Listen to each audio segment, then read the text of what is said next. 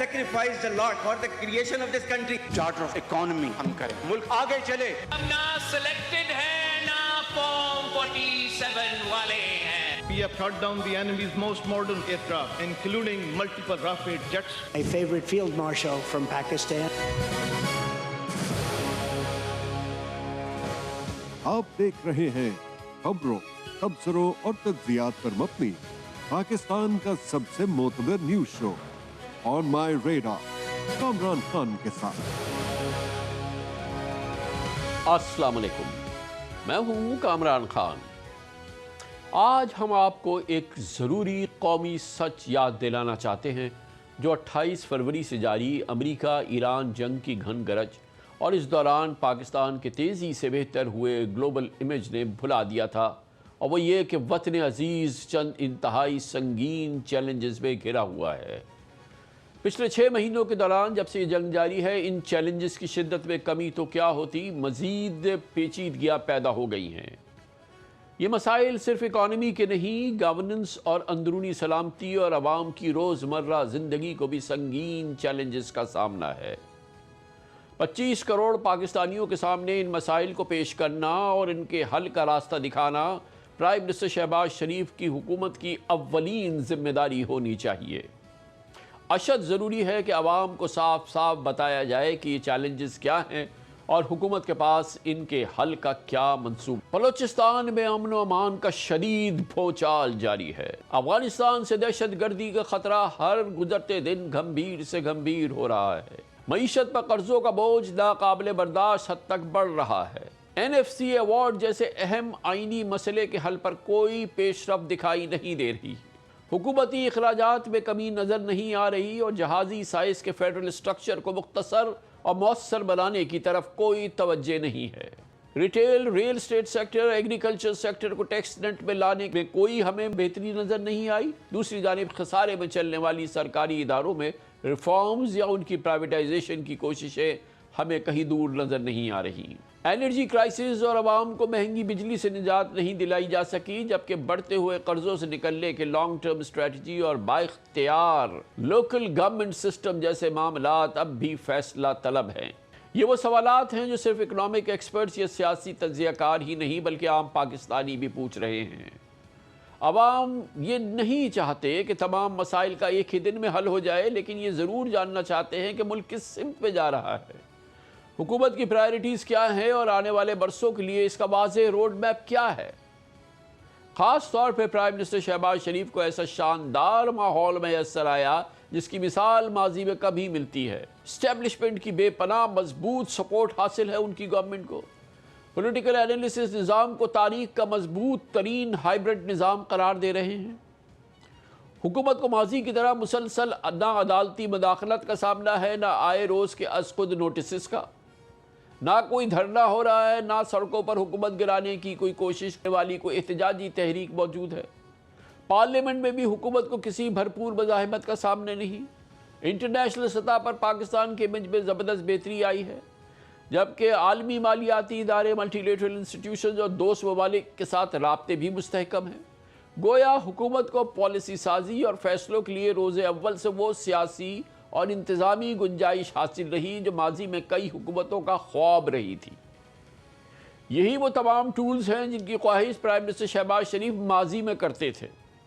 عمران خان کی حکومت کو تنقید کا نشانہ بناتے ہوئے شہباز شریف بار بار یہ دعویٰ کرتے رہے کہ اسٹیبلشمنٹ کی ایسی سپورٹ کا 20% بھی انہیں حاصل ہو تو نہ جانے وہ پاکستان کو کہاں سے کہاں پہنچا دیں.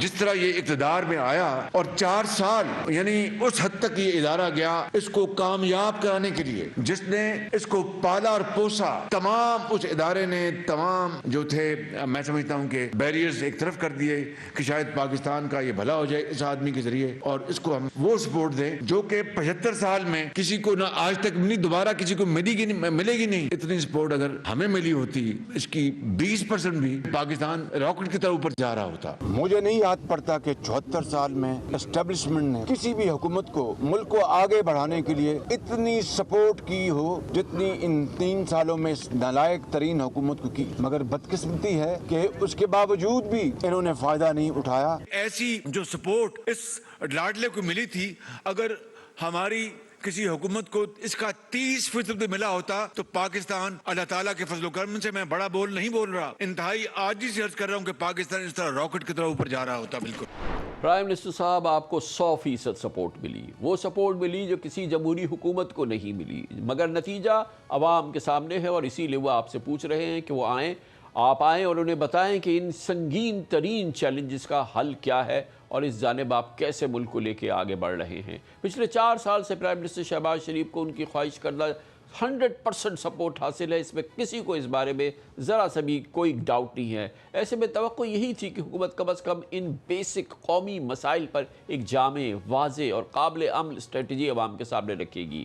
عوام کا کبھی بھی یہ مطالبہ نہیں رہا کہ ہر بحران کا راتوں رات خاتمہ ہو جائے، لیکن ایک ڈائریکشن، ایک منصوبہ اور ایک ٹائم لائن ضرور ہونی چاہیے تاکہ قوم کو یہ اعتماد حاصل ہو کہ ریاست صرف ڈیلی کے مسائل حل نہیں کر رہی بلکہ مستقبل کی منصوبہ بندی بھی کر رہی ہے. ان تمام ٹاپکس کا بہت شاندار احاطہ کیا ایکسپریس ٹریبیون کے ایک حالیہ مضمون میں ممتاز کامنٹیٹر اور اوپینین میکر جناب فہد حسین نے، جو کہ اس وقت ہمارے ساتھ ہیں. بہت بہت شکریہ فہد حسین صاحب، آپ نے ہمیں جوائن کیا ہے.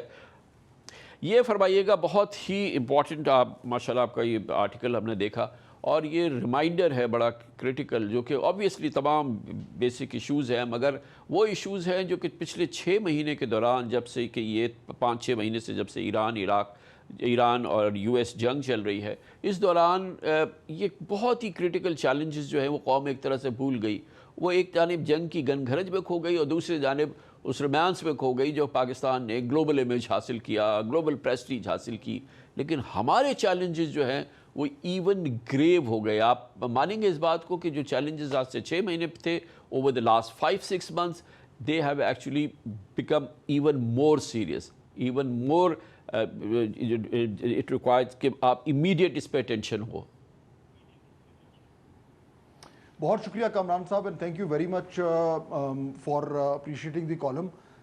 دیکھیے، یہ بالکل آپ کی بات درست ہے کہ یہ جو چیلنجز ہیں جن کا ابھی آپ ذکر کر رہے تھے، جن کا میں نے بھی کالم میں ذکر کیا، 10 چیلنجز، یہ نئے تو ہیں نہیں، ہمیشہ سے موجود تھے، ہمیشہ سے ان پہ بات بھی ہوتی رہی ہے، ہمیشہ سے اس پہ ہم دعوے اور وعدے بھی سنتے رہے ہیں، لیکن ان کے حل کے لیے ابھی تک ہمیں کوئی روڈ میپ سننے کو نہیں آیا. اچھا، زیادہ شارپ فوکس میں یہ اس لیے آ گئے ہیں کیونکہ پچھلے 3-4 مہینے میں جب سے پاکستان نے سفارتی سطح پر کامیابیاں سمیٹی ہیں، تو ایک فیل گڈ فیکٹر جو ہے وہ سب پاکستانیوں میں آیا، اور پھر ان میں یہ بھی سوچ آئی کہ اگر ہم جو بیرونی محاذ ہے اس پہ اتنی زبردست کامیابی حاصل کر سکتے ہیں، ساری دنیا جو ہے وہ ہماری تعریف کر سکتی ہے، ہم اتنے بڑے کانفلکٹ میں ایک اتنا اہم رول ادا کر سکتے ہیں، تو why can't we put our house in order. یہ جو سارا جو سکل اور جو میچورٹی اور جو ایک زبردست قسم کا جو ہم نے اپنی ایبلٹی دکھائی ہے دنیا کو، وہ ہم اپنے گھر میں کیوں نہیں دکھا سکتے؟ تو اس لیے میرے خیال میں یہ زیادہ معاملات جو ہیں وہ شارپ فوکس میں آ گئے ہیں، اور اس لیے میرے خیال میں اور زیادہ ضروری ہے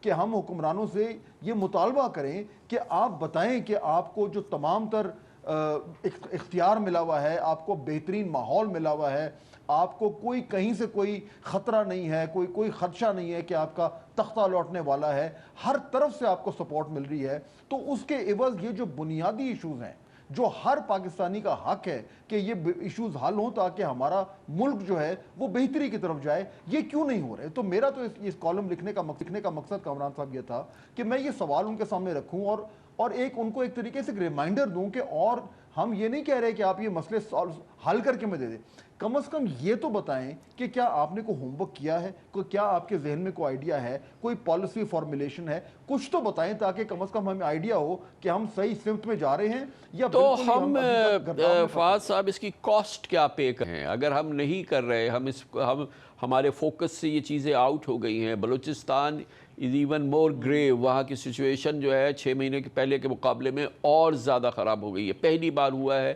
کہ سینڈیکس سے چائنیز نے جانے کی بات کی ہے، ہمارا ریکوڈیک منصوبہ سٹک ہے، ہمارے مائننگ کے دوسرے منصوبے سٹک ہیں، ہم جہاں پہ کھڑے تھے اس سے بہت خراب جگہ پہ کھڑے ہیں. افغانستان کے حوالے سے جو ٹیررزم ہو رہا تھا وہ ایون مور سیریس ہے، ایون مور ڈریڈفل ہے، اور ہم نے ہر طرح کی کوشش اپنا لی ہے. اور اس کے ساتھ ساتھ اکانومی کے معاملات, این ایف سی دیکھیں, اس کی ایک بیسک میٹنگ ہوئی, اس کے بعد کوئی فالو اپ نہیں ہے. ہماری جو اتنے بڑے بڑے جہازی صوبے لے کے چل رہے ہیں, ہم اس کو کیسے مینیج کریں گے؟ ہم نے اٹانومی نہیں دی ہے, چھوٹی لوکل گورنمنٹس جو ہے وہ ہمارے یہاں اسٹیبلش نہیں ہوئی ہیں. پرائیویٹائزیشن کے ایشو, گورنمنٹ ایکسپینڈیچرز کے ایشوز, یہ تمام چیزیں جو ہیں کہیں پر بھی ہم کو یہ نہیں کہہ سکتے کہ یہ بہت بہت اچھی سیٹسفیکٹری ہماری موومنٹ فارورڈ ہو گئی ہے. تو اس کی کاسٹ بھی دینی پڑے گی نا ہمیں پھر آنے والے دنوں میں, مہینوں میں. دیکھیے کاسٹ تو ہم روزانہ کی بنیاد پہ دے رہے ہیں, چاہے وہ جانی ہو, مالی ہو, معیشت کے حوالے سے ہو, قومی سلامتی کے حوالے سے ہو, شہادتیں ہوں. یہ اتنی بھاری قیمت ہے جو ہر پاکستانی جو ہے وہ دے رہا ہے. میرا سوال یہ کہ کیوں دے رہے ہیں جب آپ کے پاس تمام تر اختیارات ہیں اور یہ ایشوز جو ہیں یہ سب کو معلوم ہے کہ یہی وہ ایشوز ہیں جن کو ریزالو کرنا ہے. سب اس میں بات کرتے ہیں, حکومت خود کہتی ہے کہ ہم نے یہ معاملات کو حل کرنا ہے. تو بھائی اگر آپ نے حل کرنا ہے تو پھر آپ کے پاس کوئی طور طریقہ ہے. اگر بلوچستان میں معاملات بہتر نہیں ہو رہے تو آپ نے اس کے حوالے سے کیا ریویو کیا؟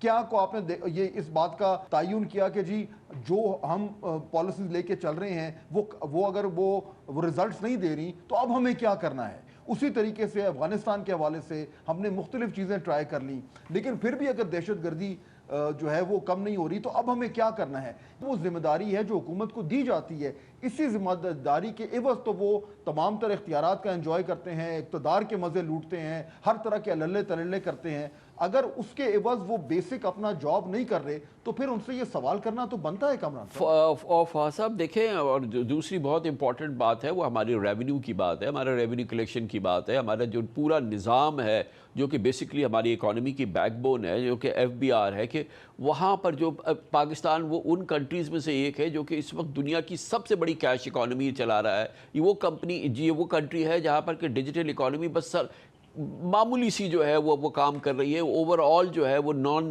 ڈاکیومنٹڈ اکانومی ہے, آؤٹ آف بکس اکانومی ہے.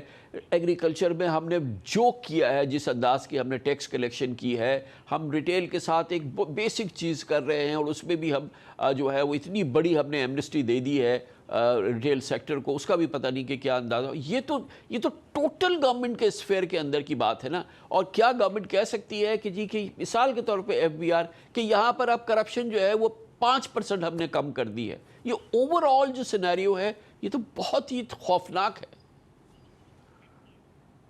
بالکل ایسا ہی. اور آپ یاد کریں کہ پچھلے یعنی کم از کم 30-35 سال سے تو میں یہ معاملات دیکھ رہا ہوں. آپ تو اس سے بھی پہلے سے یہ دیکھتے آ رہے ہیں. جو آپ کی انویسٹیگیٹو رپورٹس ہوتی تھیں وہ پوری نظام کو ہلا دیا کرتی تھیں جب آپ لکھتے تھے. تو آپ سے بہتر یہ کون جانتا ہے کہ یہی وہ ایشوز ہیں, یہی وہ ایگریکلچرل ٹیکس ہے, یہی وہ ریٹیل ٹیکس ہے. ہر گورنمنٹ آتی ہے اور وہ کہتی ہے جی ہم یہ کریں گے, نہیں کر پاتے. اب کامران صاحب سب کو پتہ ہے کہ کیوں نہیں کر پاتے, کیونکہ ویسٹڈ انٹرسٹ ہیں, کیونکہ اپنے جو مفادات ہیں ان پہ نقصان کا خطرہ ہے. کوئی کہتا ہے جی میرا ووٹ بینک ہے, میں اس پہ ٹیکس کیسے لگاؤں. کوئی کہتا ہے جی پروونسز میں سارے جو ہیں وہ لینڈ اونرز بیٹھے ہوئے ہیں, اس لیے ہم وہاں پہ ٹیکس نہیں لگا سکتے. یعنی یہ کیا بات ہوئی؟ ان اپنے مفادات کی وجہ سے آپ نے پاکستان کے عوام کے جو انٹرسٹ ہیں ان کو آپ نے گروی رکھا ہوا ہے. یعنی یہی تو وہ ایک, یعنی کہ اس کو میں کیا لفظ میرے ذہن میں کو سخت لفظ آ رہا ہے, میں استعمال نہیں کروں گا, لیکن یہ ایک ڈبل سٹینڈرڈ ہے نا. تو at some point somebody has to call them out کہ یہ جو آپ بہانے دیتے ہیں کہ جی ہم اس لیے ٹیکس نہیں لگا سکتے یا فلانی وجہ سے نہیں کر سکتے, یہ بہانے دے مین نتھنگ. پاک کو اگر آپ نے بہتری کی طرف لے کے جانا ہے اکنامکلی تو یہ آپ نے کرنا ہے, چاہے آپ کے اپنے پولیٹیکل جو انٹرسٹ ہیں ان کو نقصان پہنچے. They are far less important than the interests of the people of Pakistan. یہ پرابلم ہے جس کو یہ گورنمنٹ اور کوئی بھی گورنمنٹ ریزالو نہیں کر پا رہا. اور یہ گورنمنٹ نہیں کرے گی تو کون کرے گا؟ کیونکہ یہ تو ایک کولیشن گورنمنٹ ہے, اس میں پیپلز پارٹی اور پی ایم ایل این ایک ساتھ ہیں, دوسری پولیٹیکل پارٹیز اور بھی ساتھ ہیں. اگر فیڈرل کیبنٹ میں پیپلز پارٹی نہیں ہے لیکن پورے اسے جو حکومتی نظام ہے, جو پورا اس وقت اسٹرکچر ہے, وہ پیپلز پارٹی اس کی بہت بڑی پارٹنر ہے. وہ پریزیڈنٹ ان کے پاس ہے, وہ ان کے پاس پریزیڈنشل پوزیشن ہے, گورنمنٹ کی اور کی پوزیشنز ہیں. سندھ میں 18 سال سے حکومت ہے, ان انٹرپٹیڈ حکومت ہے. اور آپ دیکھیں کہ کراچی جو نرو سینٹر ہے, جو بزنس سینٹر ہے, جو heart of the economy and business ہے, وہاں کا آپ حال تو دیکھیں. ایک بار پھر اکانومسٹ نے کہا کہ 3rd موسٹ انلیویبل سٹی ہے, 3rd list business friendly city ہے, 3rd لیسٹ بیسک ایمینٹیز نہیں ہے, پوری دنیا میں خراب ترین ہے. یہ حکومت ہی ہے, یہ حکومت میں شامل جماعت ہے جی. اور آپ دیکھیں کہ اس پہ رزلٹس کیا نکل رہے ہیں. بالکل صحیح بات ہے. دیکھیے ابھی تو اس والے کالم میں تو میں نے ابھی فیڈرل گورنمنٹ کا موسٹلی ذکر کیا ہے, لیکن اگر آپ صوبائی حکومتوں کی طرف آئیں تو کامران صاحب وہاں بھی اتنے بڑے ایشوز ہیں. آپ مجھے بتائیں, تعلیم اور صحت جو ہیں وہ پروونشل سبجیکٹس ہیں, جتنا سارا یعنی کہ کیش رچ پروونسز ہیں, اور آج کے دن بھی پاکستان میں آؤٹ آف اسکول چلڈرن کی تعداد جو ہے وہ دنیا میں شاید دوسرے نمبر پر ہے. اس سے بڑی کوئی باعث شرم کو بات ہو سکتی ہے؟ یعنی ان سے اگر صوبائی حکومتوں کو پوچھے کہ ایجوکیشن جس کی بنیاد پہ پاکستان کا فیوچر جو ہے وہ بننا ہے, آپ اتنا پیسہ لینے کے باوجود ساری گورنمنٹس, میں کسی ایک گورنمنٹ کی جتنی پروونشل گورنمنٹس ہیں ان کا ایجوکیشن کے پرفارمنس اٹھا کے دیکھ لیں, آؤٹ آف اسکول چلڈرن کا فگر جو ہے it is the source of shame for us in the world. And yet کبھی کوئی کہتا ہے جی ہم ایجوکیشن ایمرجنسی لگا رہے ہیں, کبھی کوئی کہتا ہے ہم کچھ کر رہے ہیں. سالہ سال گزر گئے, ہم تعلیم اور صحت کا نظام بہتر نہیں کر سکے, ساری دنیا میں لوگوں نے کر لیا. تو ہمارے ساتھ کیا پرابلم ہے؟ یعنی یہ فرمائیے گا, جو بلوچستان میں ہو رہا ہے, جو کہ اس وقت پاکستان کا سب سے بڑا رستہ ہوا زخم ہے, اس میں کیا ذمہ داری ہے؟ کیوں جو پریزنٹ گورنمنٹ ہے وہ اس کو ابزالو نہیں کر سکتی اپنے آپ کو اس ذمہ داری سے؟ اور دوسری چیز یہ بتائیے کہ کے پی میں جو حالات ہیں, جس انداز کے بھی حالات ہیں, ظاہر پی ٹی آئی نے وہاں الیکشن جیتا, ان کی وہاں گورنمنٹ ہے, کیا وہ وہاں پہ جو کچھ بھی ہو رہا ہے وہ فیڈرل گورنمنٹ کی اور کسی کی رسپانسبلٹی نہیں ہے ویزاوی بلوچستان اینڈ کے پی؟ ذرا بتائیے. دیکھیے اس میں نا کچھ جو 10 جو ایشوز جن کی میں نے نشاندہی کی ہے, اس میں کچھ ایسے سبجیکٹس ہیں یا ایشوز ہیں جن پہ آپ کی اسٹیبلشمنٹ کا سب سے بڑا رول ہے. کچھ ایسے ایشوز ہیں جن میں صرف اور صرف گورنمنٹ کی ذمہ داری بنتی ہے پرائمریلی, جن کا آپ نے بھی ذکر کیا. کچھ ایسے جہاں پہ ایک مکسڈ اینڈ میچ چل رہا ہے. اب جہاں تک دہشت گردی کا تعلق ہے جو افغانستان سے آ رہی ہے, اس میں اوبیسلی اسٹیبلشمنٹ کا بہت بڑا رول ہے, یا جو اوور آل جو ہماری نیشنل سیکیورٹی ایشوز ہیں ان میں ان کا رول ہے. لیکن جب اسی ایشو کا جو ایک انٹرنل ایلیمنٹ ہے کہ آپ نے اپنی پولیسنگ کتنی بہتر کی ہے, آپ نے ان کو کتنے وسائل دیے ہیں, آپ کا کاؤنٹر ٹیررزم جو ہے اس کی ایبلٹی کتنی بہتر, یہ تو سویلین گورنمنٹ کا کام ہے یا بہت حد تک ان کا کام ہے. اس میں کتنی بہتری آ رہی ہے. اب خیبر پختونخوا میں اٹھا کے دیکھ لیں کہ وہاں پہ جو آپ کی کاؤنٹر ٹیررزم ہے یا جو سویلین لا انفورسمنٹ ہے اس کا کیا حالات ہے. سو دا پوائنٹ از کہ yes there is blame to be shared by everybody. یہ بات بالکل درست ہے, ہم صرف کسی ایک کی طرف نہیں کرنا چاہتے, لیکن سب کو یہ بھی اعتراف کرنا ہے کہ اگر دہشت گردی کا مسئلہ پاکستان میں حل نہیں ہو پا رہا تو اس کی کوئی وجوہات جو ہیں وہ somebody has to take responsibility. اب چاہے وہ اسٹیبلشمنٹ ہے, چاہے وہ پروونشل گورنمنٹس ہیں, چاہے وہ فیڈرل گورنمنٹ ہیں, ultimately everybody has to share the responsibility کہ پاکستان کے پرابلم سالو نہیں ہو رہے. چین دنیا کا سب سے بڑا مینوفیکچرر ہے, مگر یہ بہت کم لوگوں کو معلوم ہے کہ چین تیزی سے گلوبل فارمیسی بھی بن چلا ہے. جی ہاں, وہی چین جس کی روایتی جڑی بوٹیوں پر مبنی طب کو کبھی صرف گھریلو نسخہ سمجھا جاتا تھا, آج وہی ٹریڈیشنل چائنیز میڈیسن ایک ایسی صنعت بن چکی ہے جس کی گلوبل مارکیٹ مختلف اندازوں کے مطابق 50 سے 60 بلین ڈالر سے بڑھ چکی ہے اور آئندہ 10 سال میں ڈبل ہو جائے گی. لیکن یہ ترقی صرف روایتی ادویات تک محدود نہیں ہے. چین کی جدید فارما انڈسٹری بھی حیران کن رفتار سے آگے بڑھ رہی ہے. 2025 میں چینی میڈیسنز کی ایکسپورٹس تقریباً 101 بلین ڈالرز تک پہنچ گئی تھی, جبکہ اس سال چائنیز کمپنیز نے دنیا بھر میں 157 انٹرنیشنل لائسنسنگ ڈیلز کی ہیں, جس کی مجموعی مالیت 135 بلین ڈالر سے زیادہ ہے. اس بیک گراؤنڈ میں پاکستان کے لیے ایک انتہائی اہم خبر سامنے آئی ہے. اسلام آباد میں حالیہ دنوں میں 2 روزہ پاک China pharmaceutical and health care B2B investment conference میں مجموعی طور پہ $850 ملین کی ڈیلز ہوئی ہیں، MOUs بھی طے پائے ہیں، اور اس کانفرنس میں 146 چائنیز کمپنیز کے تقریباً 220 ریپریزنٹیٹیو اور 2 سے زائد پاکستانی کمپنیز نے شرکت کی۔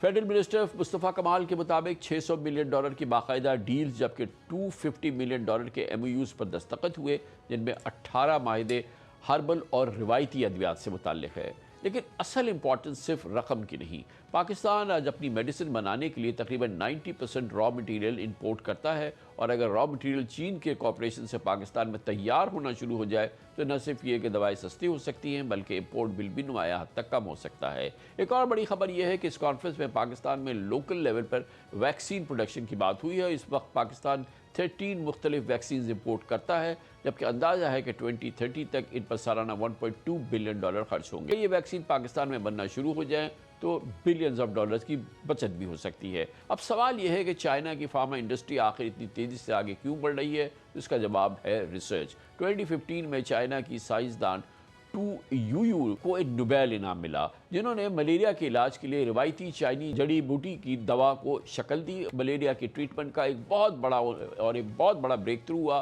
اور دنیا بھر میں اب اس کے بعد لاکھوں جانیں بچائی جا چکی ہیں۔ یہ اس بات کا بڑا ثبوت ہے کہ ٹریڈیشنل نالج کو جدید سائنس کے ذریعے گلوبل اسٹینڈرڈ کی دوا میں بدلا جا سکتا ہے۔ آج چائنا صرف ہربل میڈیسن تک محدود نہیں ہے، کینسر، امیونوتھراپی، اس کے علاوہ بایولوجکس اور جدید ادویات میں چائنیز کمپنیز دنیا کی بڑی کمپنیز کے ساتھ مقابلہ کر رہی ہیں۔ چین میں کلینکل ٹرائلز کی تعداد میں گزشتہ 15 سال کے دوران بہت بڑا اضافہ ہوا ہے، اور چین گلوبل بائیوٹیک کا ایک اہم مرکز بن گیا ہے۔ پاکستان کے لیے چائنا کی اس ٹیکنالوجی اور ریسرچ سے فائدہ اٹھانے کا شاندار موقع ہے، اور ضرورت اس بات کی ہے کہ پاکستان میں ماضی کی طرح صرف ڈیلز تک، MOUs تک بات نہ رہے، اور صرف اسمبلنگ کے بجائے ریسرچ یا raw material, vaccine, medical devices اور کلینکل ٹرائلز میں آگے بڑھے تو آنے والے سالوں میں پاکستان نہ صرف اپنی ضرورت پورا کرے گا بلکہ خطے کے لیے میڈیسن ایکسپورٹ کرنے والا ایک زیادہ اہم ملک بن سکتا ہے۔ اس موضوع پر بات کرنے کے لیے میں نے دعوت دی۔ ہمارے ساتھ موجود ہے کامران ناصر صاحب، چیف ایگزیکٹو آفیسر ہیں AGP فارما کے۔ بہت بہت شکریہ کامران ناصر صاحب، آپ نے ہمیں جوائن کیا۔ تھوڑا سا ہمیں بتائیں کہ ٹریڈیشنلی ہمیں لگتا یہ ہے کہ medicine related research and development, اس پہ ٹوٹل کنٹرول ویسٹ کا ہے، اور آبویسلی کوئی اور اس کے آس پاس بھی نہیں ہے، لیکن چائنا کی امپورٹنس فارما کے حوالے سے، میڈیسنز کے حوالے سے وہ بتائیے کہ وہ اب کس طرح سے سامنے آئی ہے اور وہ کس جگہ پہ ہے؟ کان بھائی، thank you so much for having me.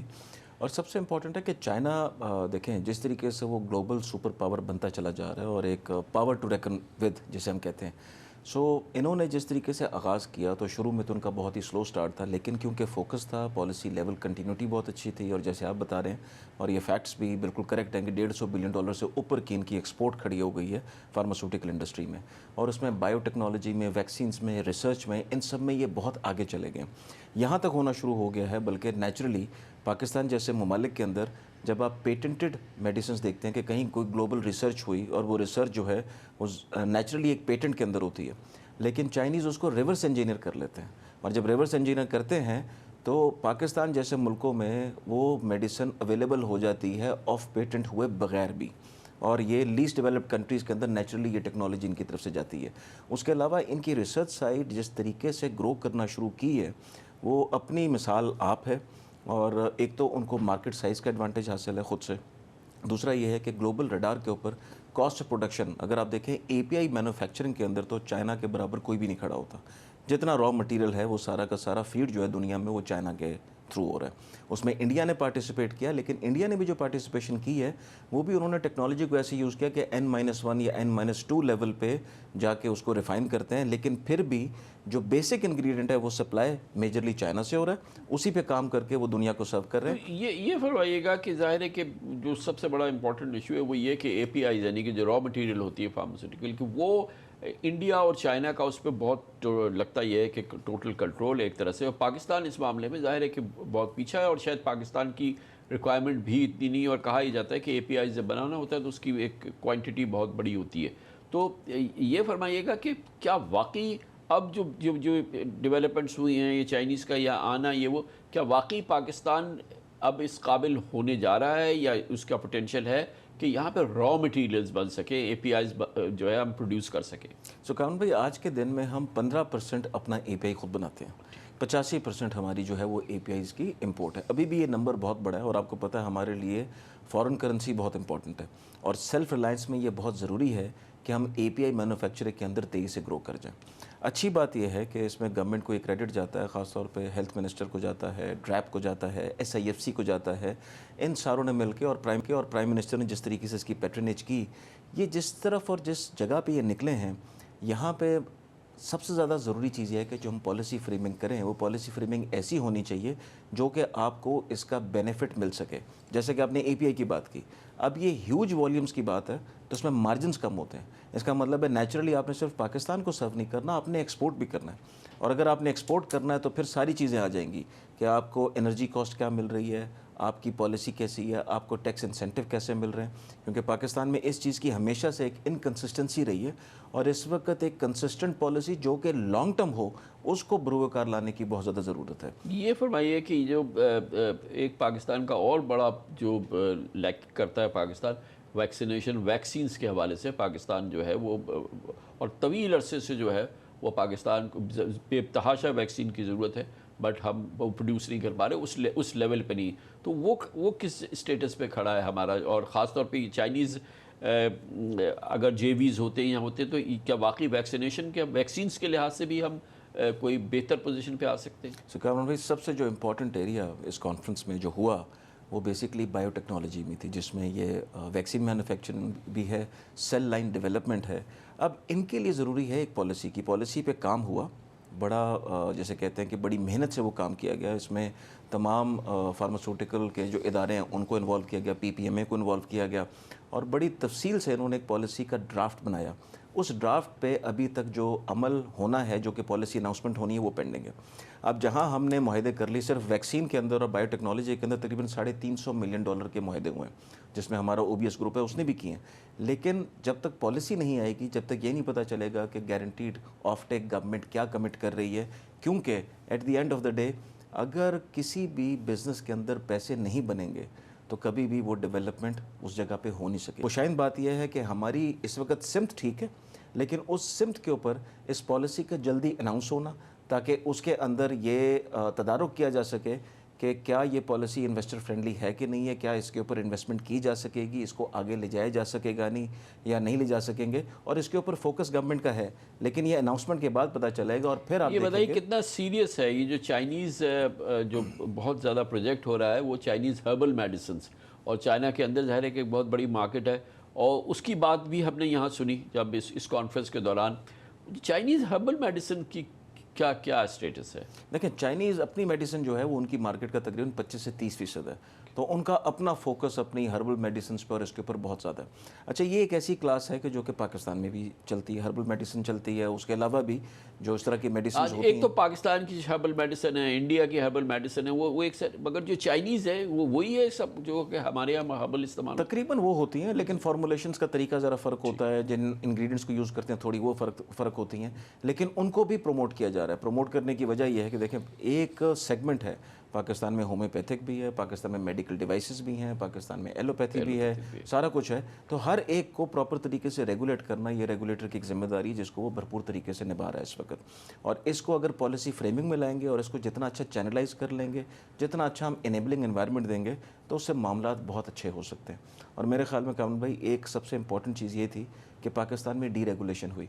D regulation اگر نہ ہوتی تو آپ دیکھیں آج کے دن میں بھی 40% مارکیٹ اسینشیل ہے, 60% نان اسینشیل ہے. اب 40% اسینشیل پہ میں صرف اگر آپ کو پچھلے 5 سال کا ایک ڈیٹا بتاؤں, پچھلے 5 سال میں ہم نے تقریباً 80% سے اوپر کی ڈپریسیشن دیکھی ہے. انڈسٹریل گیس کی پرائس 280% سے بڑھی, الیکٹریسٹی کی 100% سے بڑھی, منیمم ویج آپ کی 60% سے بڑھ گئی. تو اور یہ ساری چیزیں جو ہیں یہ ایک پریشر ڈالتی ہیں فارماسیوٹیکل سیکٹر کے اوپر کہ ہم نے گرو کیسے کرنا ہے. اور اگر گرو کرنا ہے تو گرو کرنے کے لیے انویسٹمنٹ انٹو مینوفیکچرنگ سسٹمز یہ بہت زیادہ امپورٹنٹ ہے. اور فارما کبھی بھی, کیونکہ ہمارا خواب تو یہ ہے, ہم یہ کہتے ہیں کہ فارما ایک نیکسٹ رائزنگ سٹار ہے, اور انشاءاللہ 2032-33 تک ہم $10 بلین کی ایکسپورٹ کر سکتے ہیں فارماسیوٹیکل سے, کیونکہ اسکل سیٹ بھی ہے, ٹیکنالوجی بھی ہے, نالج بھی ہے. اب جب یہ ایگریمنٹس ہوئے ہیں, ٹرانسفر آف ٹیکنالوجی ہوگا اور کل کو یہاں پہ یہ ساری انڈسٹری لگے گی, تو یہاں پہ پالیسیز بہت بڑا رول پلے کریں گی. اور ڈی ریگولیشن نے اس لیے رول پلے کیا کہ اگر انڈسٹری پیسے نہیں بنائے گی یا اس کے پاس یہ روم نہیں ہوگا تو فورن انویسٹمنٹ کبھی آئے گی نہیں. آپ نے دیکھا کہ ماضی میں ایم این سیز پاکستان چھوڑ کے گئیں, ان کے چھوڑ کے جانے کی وجہ یہ تھی کہ ریگولیشنز ایسی تھیں, پالیسیز ایسی تھیں کہ آپ کے بزنس میں پروفٹ نہیں بن رہا, تو وہ تکلیف کے سامنے کی وجہ سے پھر ان کو یہاں سے جانا. Thank you so much. Middle East میں جاری کانفلکٹ ایک بے غرض اور لایعنی جنگ کی شکل اختیار کر چکا ہے. امریکی اور ایرانی فورسز کے درمیان حملوں میں بے پناہ شدت آ چکی ہے. دونوں ممالک ایک دوسرے کے ملٹری اور سول انفراسٹرکچر کو نشانہ بنا رہے ہیں. 2 ہفتے قبل دوبارہ شروع ہونے والی اس لڑائی میں 4 امریکی فوجی جان گنوا چکے ہیں. تاہم واشنگٹن اور تہران اب بھی یہ اصرار کر رہے ہیں کہ ڈپلومیسی کا دروازہ مکمل طور پہ بند نہیں ہوا, مختلف ثالثوں کے ذریعے رابطے برقرار ہیں. اس جنگ نے نہ صرف فوجی تنصیبات بلکہ ایران کے بنیادی انفراسٹرکچر کو بھی مزید اور شدید نقصان پہنچایا ہے. بجلی گھروں, آئل اینڈ گیس انسٹالیشن, سڑکوں, بریجز اور انڈسٹریل سینٹرز کو ہونے والے نقصان اب اربوں ڈالر تک پہنچ چکے ہیں. سوال یہ ہے کہ گزشتہ 10 روز کے دوران ایران میں ہونے والی مزید تباہی کے بعد تعمیر نو کی ذمہ داری کون اٹھائے گا, کیونکہ جنگوں کی اصل قیمت کئی سالوں تک اکانومی اور انفراسٹرکچر کو چکانی پڑتی ہے. اس تباہی کے بعد امن کی ایک ہلکی سی کرن پھوٹتی ایک بار پھر نظر آئی ہے, جس کے بارے میں کچھ بھی یقین سے نہیں کہا جا سکتا یہ کتنی مضبوط ہے. لیکن بہرحال 3 چیزیں ایسی ہوئی ہیں حالیہ 48 گھنٹوں میں جو ایک دوسرے سے جڑی ہوئی نظر آ رہی ہیں. آج ایران کے وزیر داخلہ اسکندر مومنی ایک ہائی لیول ڈیلیگیشن کے ہمراہ اسلام آباد پہنچ رہے ہیں. یہ دورہ ایسے وقت میں ہو رہا ہے جب پاکستان امریکہ اور ایران کے درمیان سفارتی کوششوں کو زندہ رکھنے کی ہر ممکن کوشش کر رہا ہے. اطلاعات کے مطابق کہ ایرانی وزیر داخلہ ایران کے صدر مسعود پزشکان کا ایک خصوصی پیغام لے کے اسلام آباد پہنچ رہے ہیں. دوسری جانب امریکی وزیر خارجہ مارکو روبیو نے واضح کیا ہے کہ واشنگٹن اب بھی مذاکرات کے لیے تیار ہے. ان کا کہنا تھا کہ ٹرمپ ایڈمنسٹریشن ایران کے ساتھ ایک لانگ ٹرم ڈپلومیٹک سلوشن کی کوشش جاری رکھے گی. The United States always remains open to a diplomatic solution. We've tried multiple times with Iran, and we'll continue to try. If that door, we'll be happy to see it open. But and they continue to send signals that they want to talk, that they want to negotiate. They continue to send signals directly and through multiple channels to other countries as well. But look, I also think it's pretty growingly apparent. It's growing apparent that even within their own system, there's a growing split. So they'll have to work out that split internally. We're going to continue to respond if the door opens to diplomacy. If the guys that want to do something productive for Iran win and take control of that system or take control of the negotiations, that'll be a very positive development. That's not where we are tonight, unfortunately. امریکی وزیر خارجہ Marco Rubio کی طرف سے آج Tehran نے ایک بار پھر واضح کیا کہ مذاکرات کا دروازہ مکمل طور پہ بند نہیں ہوا ہے. آج ایرانی وزارت خارجہ کے ترجمان اسماعیل باقائی نے کہا کہ حالیہ دنوں میں مختلف میڈیٹرز کے ذریعے امریکہ کے پیغامات ایران تک پہنچے ہیں.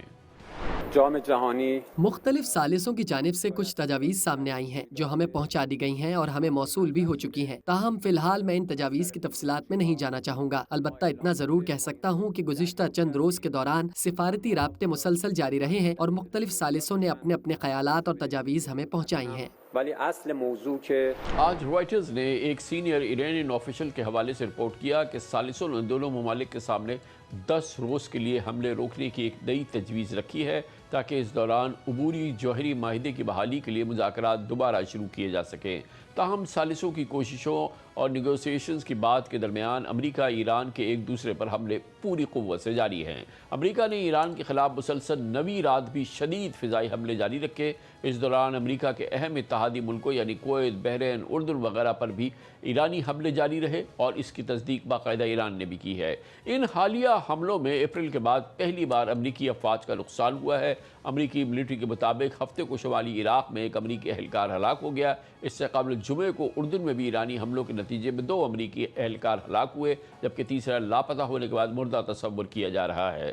وال اسٹریٹ جرنل نے ایک امریکی عہدیدار کے حوالے سے رپورٹ کیا ہے کہ ایرانی حملے میں اردن کے ایک اور فضائی اڈے پر موجود امریکی فوج کے کئی بہت امپورٹنٹ بلیک ہاک ہیلی کاپٹرز کو نقصان پہنچا. نیو یارک ٹائمز نے رپورٹ کیا ہے کہ اردن میں امریکی اڈے پر ایران کے حملوں میں درجنوں امریکی فوجی زخمی اور کئی ہیلی کاپٹرز کو نقصان پہنچا. پریزیڈنٹ ٹرمپ نے ایران پہ کیے جانے والے تازہ حملوں کو اردن اور عراق میں مارے گئے امریکی فوجی اہلکاروں کا بدلہ قرار دیا. پریزیڈنٹ ٹرمپ کا کہنا ہے کہ ہم نے آج رات ایران پر پھر انتہائی شدید جوابی وار کیا. Well, we feel very badly, but you know, those great people, those great patriots were out there fighting. Iran cannot have a nuclear weapon. Iran has been very, very badly damaged. They've lost everything almost militarily. They've got very little left. They've got some missiles. They've got some drones. They've got some manufacturing ability, not much. We control the Strait. They don't control anything. So we'll see what happens, but we hit them very hard again tonight, and we did that in honor of the probably three, as opposed to two great patriots. इस दौरान global economy मुसलसल हचकोले खा रही है। Brent crude जो पिछले हफ्ते 16% महंगा हो गया था, आज एक वक्त में मजीद 3% इजाफे के बाद $90 फी बैरल तक पहुंच गया। ताम सालूसी की कोशिशों की खबरों में तेज़ी के बाद ब्रेंट क्रूड $87 फी बैरल पर ट्रेड कर रहा है। अमेरिका में पेट्रोल आज $4 फी गैलन फरोख्त हो रहा है, जो जंग शुरू होने से पहले तकरीबन $3 फी गैलन था, तकरीबन 25% इजाफा हो चुका है। हकीकत यह है कि बढ़ती हुई फौजी कशीदगी के बावजूद डिप्लोमेसी की कोशिशें आज भी जारी हैं। पाकिस्तान और कतर ने मुश्तरका तौर पर अमरीका और ईरान के सामने कशीदगी में कमी की एक तजवीज़ भी रखी है। मुज़ाकरात की बहाली के लिए 9 जुलाई से पहले की पोजीशन पर वापस आने की इत्तला की आई है, लेकिन अब असल इम्तहान ये है कि क्या वाशिंगटन और तेहरान इस प्रपोज़ल को संजीदगी से लेते हैं या फिर जवाबी हमलों का ये सिलसिला मज़ीद शिद्दत इख्तियार करता है। इस मौजू में बात करने के लिए आज हमने दावत दी है। हमारे साथ मौजूद हैं एयर वाइस मार्शल रिटायर्ड एजाज़ मलिक साहब, सीनियर एनालिस्ट है, दिफाई उमूर का बड़ा तजुर्बा रखते हैं। बहुत बहुत शुक्रिया एयर वाइस साहब, आपने हमें ज्वाइन किया है। ये जंग जो कि MOU भी हो चुका था, जिसमें सीज़ फायर भी हो चुका था, एक बार फिर उसी जगह पे पहुंच गई जहां से शुरू हुई है, और इसके साथ ही अमन की उम्मीदें और एक MOU के रेस्टोरेशन की उम्मीदें भी बहुत मांद पड़ गई हैं, और हर तरफ जंग के ख़तरात जो हैं वो मंडलाते नज़र आ रहे हैं। आपको क्या नज़र आ रहा है कि अमन अब कितना दूर हो चुका है? बहुत शुक्रिया कामरान खान साहब, आपके शो पे आना हमेशा एक बड़ी इज्जत की बात है। I am honoured sir, thank you. ये जो मौजूदा सूरत हाल है जिसका आपने अपने इंट्रो में बड़े अच्छे तरीके से, बड़े कॉम्प्रिहेंसिवली आपने इसको कवर किया, मैं इसको एक और एंगल से आप ही की बात को आगे करना चाहूँगा कि ये जो हालिया शिद्दत आई है सीज़ फायर वायलेशंस में, और दोनों अतराफ से जो है एक ताबड़तोड़ हमले किए गए एक दूसरे के ऊपर, जिसके नतीजे में अमेरिकन साइड पे तो नुकसान हुआ ही, लेकिन ईरान का भी बहुत ज़्यादा उनके इकोनॉमिक, इंडस्ट्रियल और even public side sector infrastructure पर भी बहुत ज़्यादा शिद्दत से हमले किए गए और शदीद नुकसानात हुए। ये कोई भी सीज़ फायर हो, उसको मुस्तकिल बनाना या उसको पायदार बनाना जो है वो बाहम कम्युनिकेशन पर जो है उसका इन्हिसार होता है।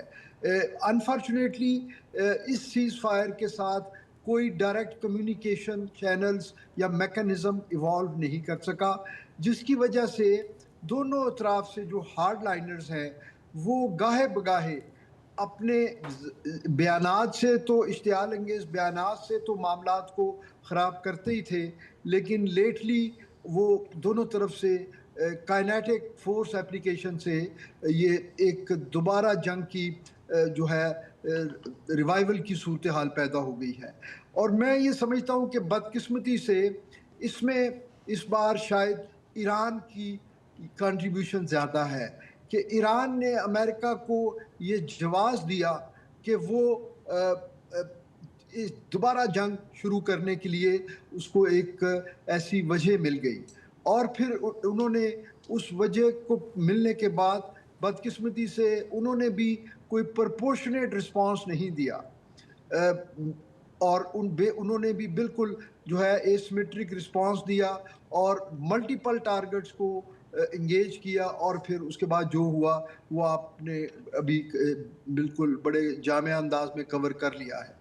तो मैं ये समझता हूँ कि अगर अब तक दोनों अतराफ कम अज़ कम ज़बानी तौर पे इस चीज़ का इयादा कर रहे हैं कि वो अमन के ख़्वाह हैं, तो यही एक सिल्वर लाइनिंग है, और हमें इसी पे अपनी उम्मीद रखनी चाहिए कि हॉक्स दोनों तरफ से जो हैं वो थोड़ा सा लेकिन एक स्टेप बैक करें। माशा साहब, अगर नुकसान का और जो नुकसान के हम अगर जायज़ा लें अक्रॉस द बोर्ड दोनों فریقین کے درمیان، امریکہ اور ایران کے درمیان، تو جو نقصان ایران کو ہوتا ہے کہ جہاں پر ظاہر ہے کہ ان کی ایئر فورس میں وہ صلاحیت نہیں ہے کہ وہ امریکی حملوں کو روک سکے، اور وہ اکراس دا بورڈ ہوتا ہے، across the length and breadth of Iran ہوتا ہے، اور اس میں سویلین انفراسٹرکچر ہے، روڈز ہیں، ریلوے اسٹیشنز ہیں، بریجز ہیں، اور بے پناہ نقصان ہے۔ ایز اپوز ٹو دو ظاہر ہے کہ ایران جواب دیتا ہے، مگر اس کا نشانہ تو وہ امریکی فوجی انسٹیلیشنز ہیں جو کہ گلف سٹیٹس کے اندر ہیں، کوئی جارڈن میں ہے، کوئی کویت میں ہے، کوئی بحرین میں ہے، کوئی قطر میں اگر انہوں نے کر دیا، مگر مین لینڈ یو ایس پہ تو اس کا کوئی اثر نہیں ہوتا، امریکہ کے طول و عرض میں تو اس کا کوئی واسطہ نہیں ہے۔ تو ایران کا نقصان بے پناہ ہے۔ ایران ویسے بھی ظاہر ہے کہ امریکہ کے مقابلے میں بے پناہ کمزور ریاست ہے، 49 سال سے وہ سینکشنز کے اندر ہے، اب یہ 5 مہینے سے جنگ کے اندر ہے۔ تو یہ کون سا مائنڈ سیٹ ہے جو کہ اس میں ڈیویڈنڈ یا کوئی فائدہ دیکھتا ہے اس حکمت عملی میں کہ یہ جنگ جاری رہے، خاص طور پہ ایران کے حوالے سے؟ اور جیسے آپ نے فرمایا اس وقت تک تو ایم او یو ہو چکا تھا جب ایران نے حملہ کیا، ایران کی جانب سے حملہ کیا گیا اور قطر اور سعودی عرب کے ویسلز کو ہٹ کیا گیا، جس وقت کہ تدفین کا عمل تہران میں جاری تھا، اور اس کے بعد سے پھر یہ جنگ دوبارہ شروع ہو گئی۔ تو یہ تو ایک بہت ایک عجیب گنجلک سی صورتحال لگتی ہے ایران کے لیے۔ میں عرض کروں کامران صاحب، دیکھیے نہ صرف یہ کہ ایم او یو ہوا بلکہ اس کے 14 کے 14 نکات جو تھے وہ ایران سینٹرک تھے، یعنی اس میں سمجھتا ہوں کہ امریکہ نے بہت فلیکسیبلٹی دکھائی۔ اگر ان کی ورکنگ لیول پہ امپلیمنٹیشن کا میکانزم بن جائے تو یہ تو بہت بڑا ریلیف ملنے کو جا رہا ہے ایران کو۔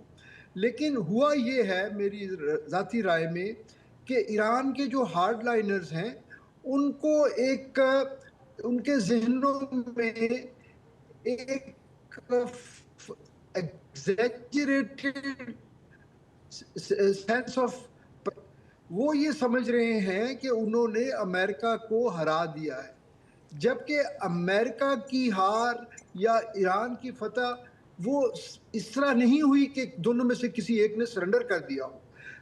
وہ ہم لوگ یا آپ جب تجزیہ کرتے ہیں تو ہم ایران کو کامیاب اس لیے قرار دیتے ہیں کہ انہوں نے صرف ایک سنگل پوائنٹ ایجنڈا تھا کہ انہوں نے اپنی جنگ میں اپنی سروائیول جو ہے وہ انہوں نے انشور کی تمام تر نقصانات کے باوجود، اور امریکہ اپنے ڈکلیئرڈ آبجیکٹیو اچیو نہ کر سکا اپنی تمام تر ملٹری مائٹ کے باوجود۔ تو اس کو ہم ٹیکنیکل بنیاد پہ ایک ٹیکنیکل ناک آؤٹ سمجھتے ہوئے ہم ایران کو وکٹری گرانٹ کرتے ہیں۔ لیکن ہیونگ سیڈ دیٹ، کیا امریکہ سول سپر پاور کے طور پہ وہ ختم ہو گیا ہے؟ کیا امریکہ دنیا کی سب سے بڑی ملٹری، سب سے بڑی نیوی اور ایئر فورس اس کی تباہ ہو گئی ہے کہ ایران اس کو جس طرح چاہے اپنی من مانی کر سکے؟ ایسا نہیں ہے۔ جب آپ کسی اتنی بڑی ملٹری مائٹ کے اگینسٹ آپ ایک شرارت بھی کریں گے تو آپ ان کو موقع دیتے ہیں کہ وہ آپ کی تباہی کرے، کیونکہ ایران کی تباہی ان کا جو مین آبجیکٹیوز ہیں اس کا ایک حصہ ہے۔ تو آپ کیوں اوائڈ نہیں کرتے ایسے؟ تو ایئر مارشل صاحب، ایز وی اسپیک 10واں دن ہے یہ نئے فیز آف وار کا، یہ فرمائیے کہ اس پورے ماحول میں جس میں کہ ہم موجود ہیں، کیا آپ کو لگتا ہے کہ فارورڈ گوئنگ جو ہے اس ایک بار پھر امن کے حوالے سے بات چیت کی خبریں ہیں؟ سیکرٹری آف اسٹیٹ نے یو ایس نے کہا کہ بھی مذاکرات کی بات ہے، ہمارے دروازے کھلے ہوئے ہیں، اور میسیجز کا جو ہے ایکسچینج ہو رہا ہے۔ ایرانینز نے بھی کہا ہے کہ میسیجز کا ایکسچینج ہو رہا ہے۔ ایرانین انٹیریئر منسٹر اسلام آباد پہنچ رہے ہیں۔ اب یہ جو پورا ماحول بنا ہے پچھلے 48 گھنٹے میں، کیا آپ کو کوئی روشن امید نظر آ رہی ہے کہ ایک بار پھر کوئی سیز فائر ٹائپ کی کوئی چیز ہو جائے گی؟ جی پلیز۔ میں آپٹیمسٹک ہوں جی، اور میرا خیال ہے کہ اسٹل دیر آر ہوپس کہ پاکستان کی بیک چینل ڈپلومیسی سے اور دونوں ملک کے یہ انڈیا جو انہوں نے دیا ہے کہ ابھی بھی وہ بات چیت کے لیے تیار ہیں، تو میرا خیال ہے کہ بیٹر سینس ول پریویل اور انشاءاللہ کوئی بہتری کی صورت ہوگی جی۔ تھینک یو سو مچ، بہت بہت شکریہ مارشل ریٹائرڈ اعجاز ملک صاحب، بہت seasoned analyst defence and strategic affairs ہمارے ساتھ تھے، اور اس کے ساتھ ہی ہمارے آج کے پروگرام کا اختتام ہوتا ہے۔ کل آپ سے پھر ملاقات ہوگی انشاءاللہ۔ کل تک کے لیے کامران خان کو اجازت۔ اللہ حافظ و ناصر۔